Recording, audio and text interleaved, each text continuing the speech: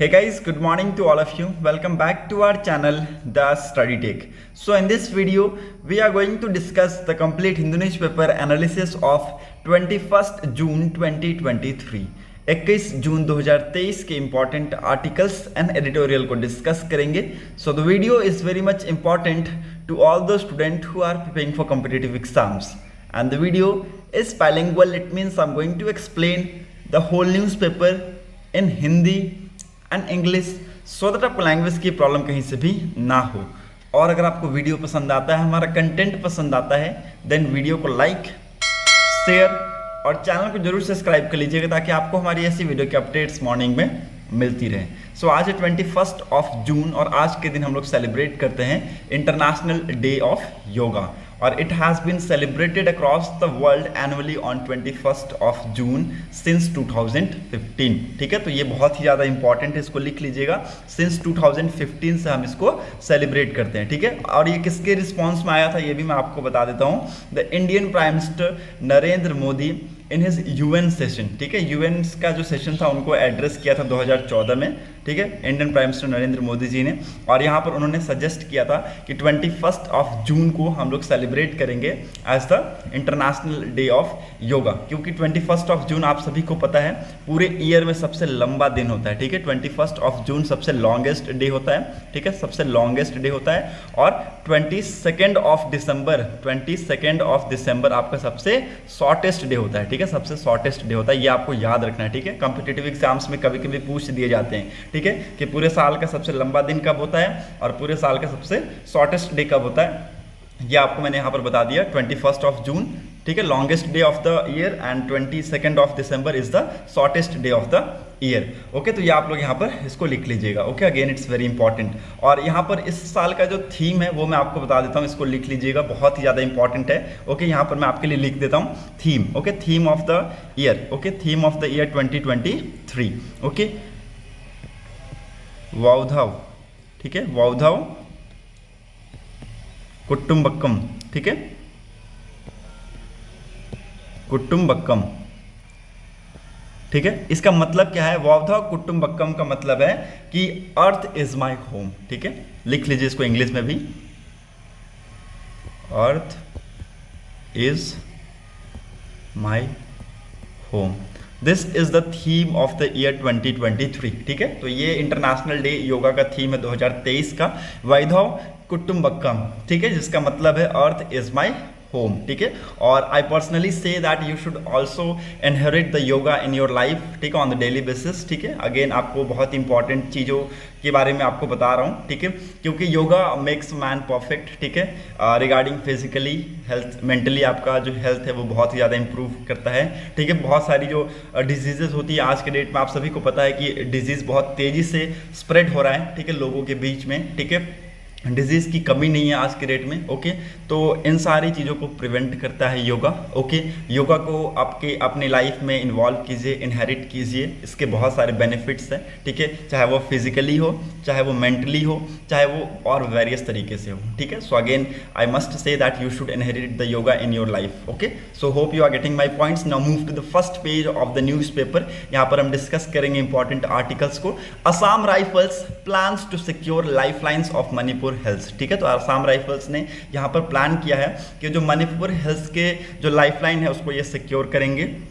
ठीक है, असम राइफल्स के बारे में आपको मैं बता दूं कि इनका जो फर्स्ट असम राइफल्स का एस्टैब्लिशमेंट कब हुआ था? 1835 में. ठीक है, 1835 में एस्टैब्लिशमेंट हुआ था असम राइफल का. ठीक है, सबसे ओल्डेस्ट मिलिट्री फोर्स में आता है. ठीक है, सबसे ओल्डेस्ट मिलिट्री फोर्स. ठीक है, उससे पहले अब तक की कोई नहीं है. असम राइफल्स 1835 में है. ठीक है, ये आपको याद रखना है. ओके, और इन्होंने यहाँ पर री इन्फोर्समेंट की बात की है. इन्होंने यहाँ पर री इन्फोर्समेंट की बात की है ताकि जो एसेंशियल सप्लाईज हैं तो ट्राइबल डिस्ट्रिक्ट्स वहाँ पर ये जाते रहें. ठीक है, तो यहाँ पर कोई भी टाइप का ब्लॉकेज ये नहीं चाहते हैं और ताकि ये जो लाइफलाइन से इनको सिक्योर कर सके. ठीक है, so again it's very important. ये सारी चीज़ें आप यहाँ पर देख सकते हैं. मणिपुर में आप सभी को पता है बहुत ज़्यादा वायलेंस स्प्रेड हो चुका है और यहाँ पर सेंट्रल के द्वारा रिस्पॉन्स भी किया गया है कि अगर वायलेंस को शांत नहीं किया गया, स्टेट गवर्नमेंट के द्वारा अगर कोई एक्शन नहीं लिए गए, then centre will have to implement president rule. ठीक है, तो यहाँ पर प्रेसिडेंट रूल एक लास्ट ऑप्शन यहाँ पर दिख रहा है हमें मणिपुर में. ठीक है। और यहाँ पर ये सारी चीजें आप होते हुए देख सकते हो। Okay, hope you are getting my points. Now move to the next important article. Prime minister Narendra Modi lands in US, many events in pipelines. ठीक है, तो आप सभी को पता है, कल के दिन मैंने आप सभी को बताया था कि प्राइम मिनिस्टर नरेंद्र मोदी जी यूएस विजिट पे जाएंगे। ठीक है, 2 दिन के दौरे पे हैं। ठीक है, 2022 जून तक में भी वो वहां पर रहेंगे। ठीक है, बहुत सारी इंपॉर्टेंट टॉकिंग्स होंगे, आप सभी को पता है। और ये आप सभी को पता है कि आज इंटरनेशनल डे ऑफ योगा है, तो वहां पर उस चीज को भी वहां वो एड्रेस करेंगे। ठीक है, तो ये आप सभी को पता होना चाहिए। ठीक है, mister Modi visit is the third state visit of Biden administration. ठीक है, ये थर्ड स्टेट विजिट है प्राइम मिनिस्टर नरेंद्र मोदी जी का।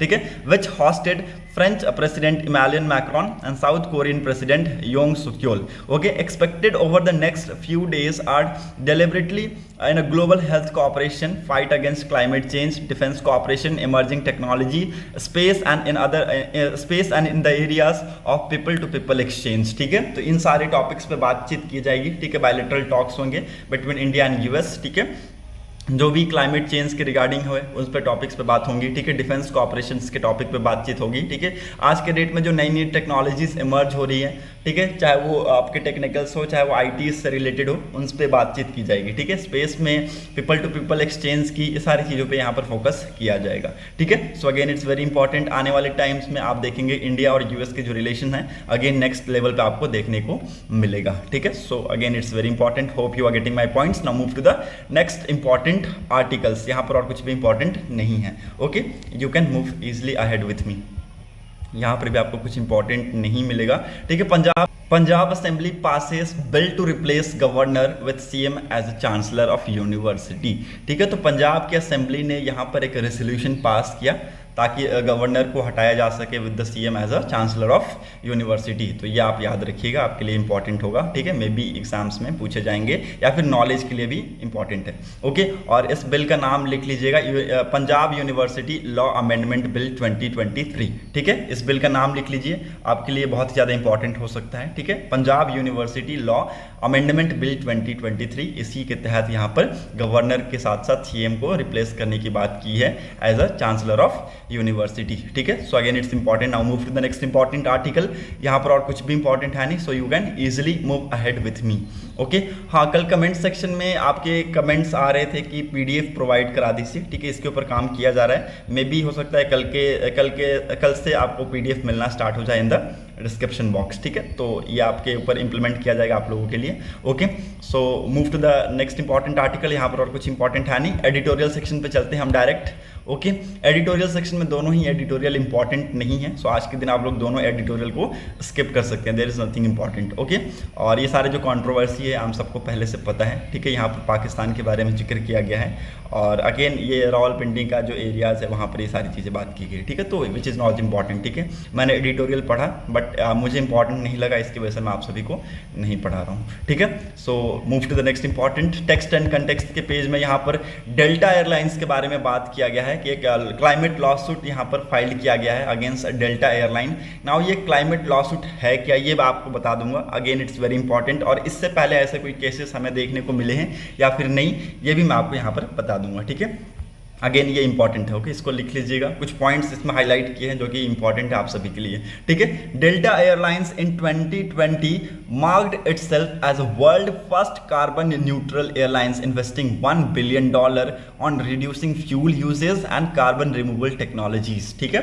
नाउ अगेन ये इंपॉर्टेंट पॉइंट है, इसको पहले तो आप लोग लिख लीजिए। ठीक है, जो डेल्टा एयरलाइंस है इन्होंने 2020 में क्या किया, इन्होंने 2020 में खुद को वर्ल्ड का पहला कार्बन न्यूट्रल एयरलाइन डिक्लेयर कर दिया। ठीक है, जिन्होंने लगभग $1 billion की इन्वेस्टमेंट की है जो फ्यूल यूजेस है उसको रिड्यूस करने में या फिर कार्बन रिमूवल टेक्नोलॉजीज को अपनाने में। ठीक है, तो ये लिख लीजिएगा, आप सभी के लिए इंपॉर्टेंट है। However the veracity of these claim is now under scrutiny. ठीक है, तो जो अभी ये क्लेम्स ये करते थे 2020 में इन्होंने जो क्लेम किया था, ठीक है, आज के डेट में ये क्या है, स्क्रूटिनी में है। ठीक है, क्यों स्क्रूटनी में है वो भी मैं आपको बताऊंगा। ऑन May 30, ठीक है, May 30 को क्या हुआ, California based Mayanna Berrin filed lawsuit case against Delta arguing that the airlines assertions were bogus, misleading and false. ठीक है, तो यहाँ पर कैलिफोर्निया बेस्ड एक व्यक्ति है म्याना बर्लिन, इन्होंने क्या किया, इन्होंने एक लॉ सूट केस फाइल किया against the delta.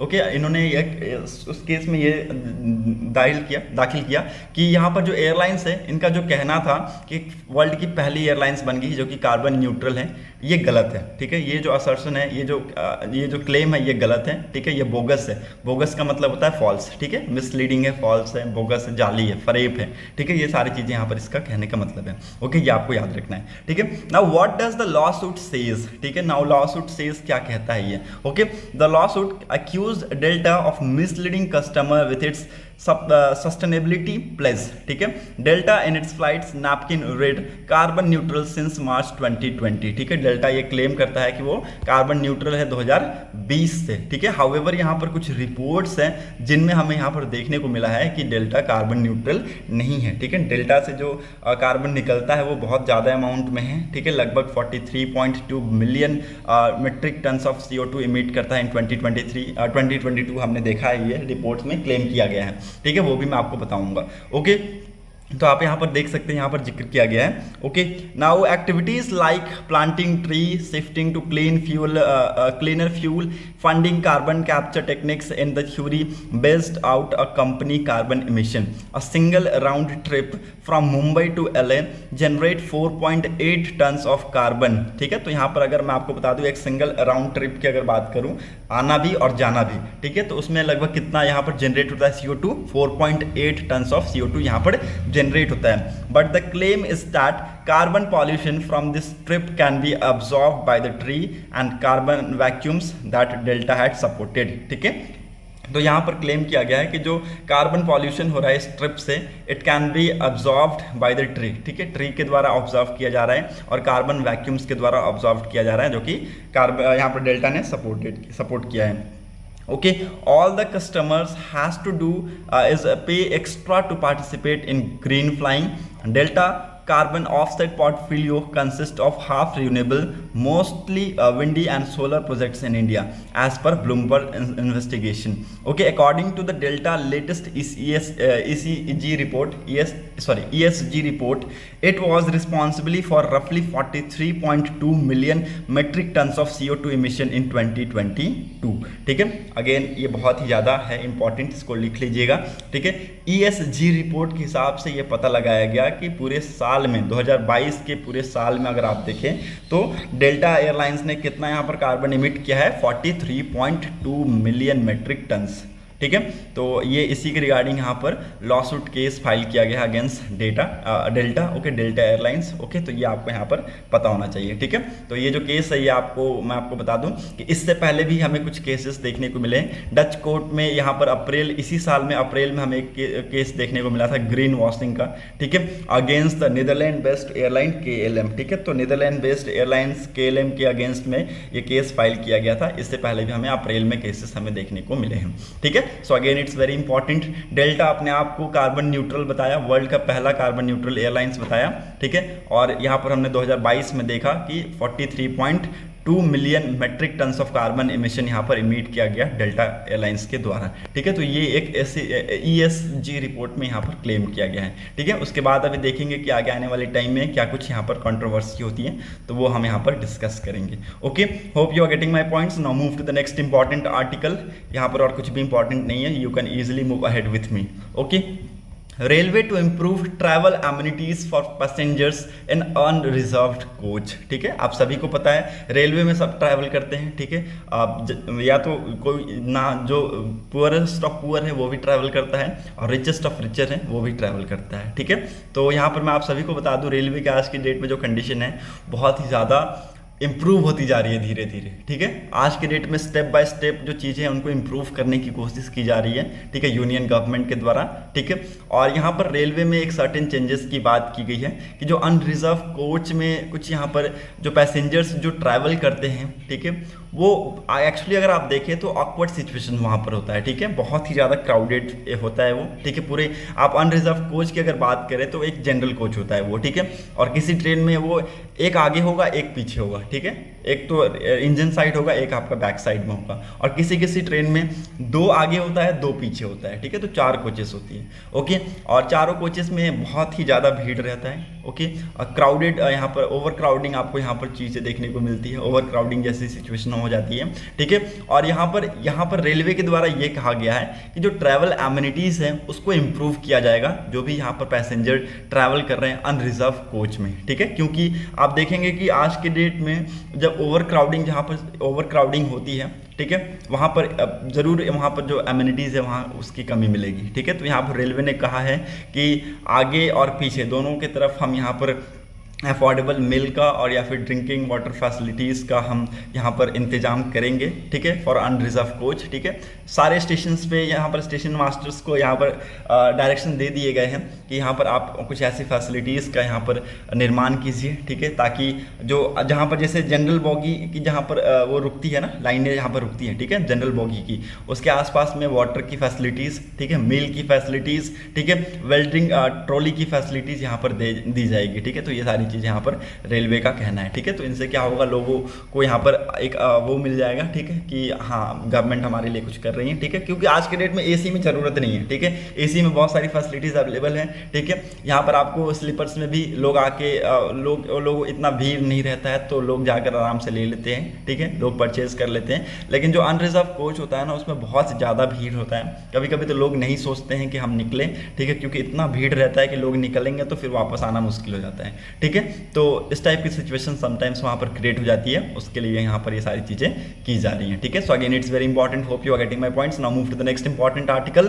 China blocks proposal at UN to blacklist 26/11 terror attacks accuse Sadi Mahir, ठीक है। So again it's very important, इसको लिख लीजिएगा। चाइना ने यहाँ पर एक और प्रपोजल को ब्लॉक कर दिया है, ठीक है। यूएन डेजिग्नेटेड बेस्ड टेररिस्ट हैं साजिद मीर, इनको यहाँ पर एक्चुअली डिक्लेयर किया जाना था, ठीक है, वर्ल्ड टेररिस्ट के तौर पे, ठीक है।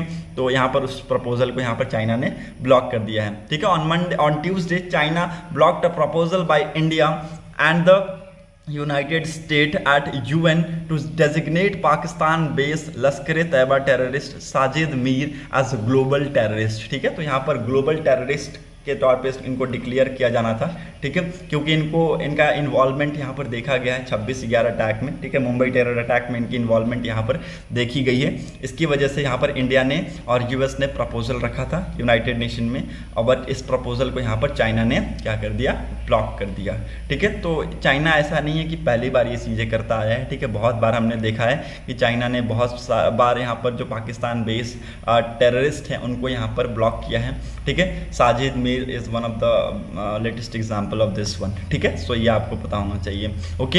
इससे पहले आपको बता दूं कि पिछले साल जून में क्या हुआ था कि पाकिस्तान के द्वारा यहाँ पर जो साजिद मीर है इनको लगभग जेल भेजा गया था 15 साल के लिए in the terror financing case और by the anti terrorism code, ठीक है। तो एंटी टेररिज्म कोड जो कि पाकिस्तान में लाई करता है, ठीक है, इनके द्वारा यहाँ पर टेरर फाइनेंसिंग केस में इनको 15 साल के लिए जेल में डाला गया था, ठीक है। और ये सारी चीज़ें आप यहाँ पर देख सकते हैं, okay. Hope you are getting my points. Now move to the next important article. ये आपको याद रखना है, ठीक है, इसको लिख लीजिएगा कि चाइना ने एक और प्रपोजल को ब्लॉक कर दिया है, ठीक है। 26/11 के जो इन्वॉल्वमेंट थे साजिद मीर, उसको यहाँ पर ब्लॉक कर दिया है, ठीक है। उसको कहा है कि ये ग्लोबल टेररिस्ट नहीं है। चाइना यहाँ पर अक्सर ऐसा करता है, क्यों करता है, क्योंकि चाइना यहाँ पर बोलता है, चाइना के द्वारा ये क्लेम किया जाता है कि हम कुछ और यहाँ पर डीप स्टडी कर रहे हैं इसके रिगार्डिंग, ठीक है, उसके बाद हम अपने डिसीजंस देंगे। हालांकि वो डिसीजंस कभी नहीं आए, ठीक है, मैं आपको बता दूं वो डिसीजंस कभी नहीं आए, ठीक है। Now move to the next important article.